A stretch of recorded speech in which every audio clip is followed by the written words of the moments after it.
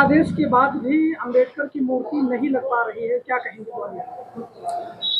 ऐसा है उसमें जो कुछ जातिवादी मानसिकता वाले जो एडवोकेट्स हैं वो उसका विरोध कर रहे हैं, है ना, जो कि गलत है।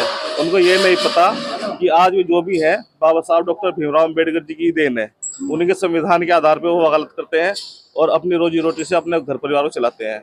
ये तो उनकी जातिवादी मानसिकता है कि बाबा साहब अम्बेडकर की मूर्ति लगवाने का विरोध कर रहे हैं। नहीं, बाबा साहब को दिक्कत क्यों है? बस जातिवादी बात है और कोई दिक्कत नहीं है। बाबा साहब दलित हैं इसलिए उनको ये दिक्कत है। एक एडवोकेट है अनिल मिश्रा, उन्होंने कहा है कि संविधान बाबा साहब ने नहीं लिखा है। हो सकता है उन्हें इसकी जानकारी ना हो। ये तो पूरा देश जानता है कि संविधान किसने लिखा है। बाबा साहब डॉक्टर भीमराव अम्बेडकर अकेले ऐसे एक शख्स है जिन्होंने संविधान लिखा है। जिस प्रकार से ग्वालियर में वकीलों को पीटा गया, उस पर आप क्या कहोगे? नहीं, देखो, वकीलों का जो पीटा गया वो गलत है, ऐसा नहीं होना चाहिए, क्योंकि वकील एक संविधान के रक्षक होते हैं। उनके साथ अगर मारपीट इस तरह की जाए तो वो न्याय उचित नहीं है, वो गलत है।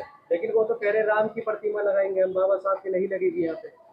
नहीं, एक एडवोकेट अगर राम की प्रतिमा के लिए कह रहा है तो ये तो मेरे ख्याल से कोई बात ठीक नहीं लगती, क्योंकि संविधान, एडवोकेट एक संविधान से जुड़ा हुआ है, ठीक है। और बाबा साहब डॉक्टर भीमराव अम्बेडकर संविधान के निर्माता है, उन्हें उसमें मूर्ति लगवाने में सहयोग करना चाहिए, और जो विरोध कर रहे हैं वो गलत है। राम की मूर्ति से दिक्कत क्या है आपको?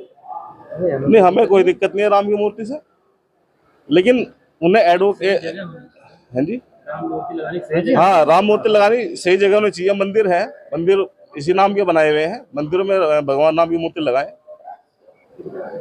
अगला कदम क्या रहेगा वकीलों का?